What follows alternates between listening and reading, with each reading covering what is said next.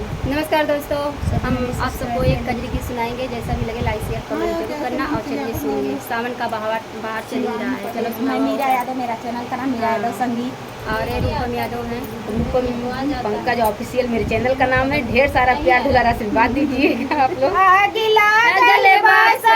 के कमाई में भांग के पिसाई में ना आग लागल बसैया के कमाई में भांग के पिसाई में ना।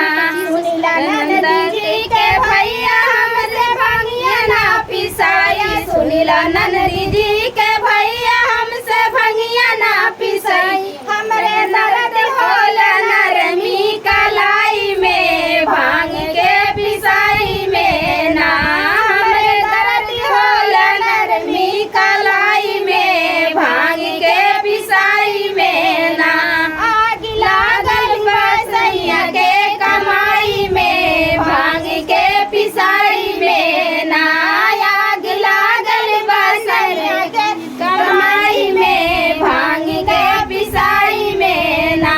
सुनीला नंद जी के भैया हमसे भंगिया ना पिसाई। सुनीला नंद जी के भैया हमसे भंगिया ना पिसाई। हमरे दर्द होला नरमी कलाई में भांग के पिसाई में ना।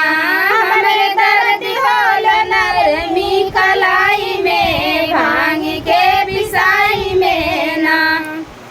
दोस्तों, ये गीत कैसा लगा आप सब कमेंट में ज़रूर बताना।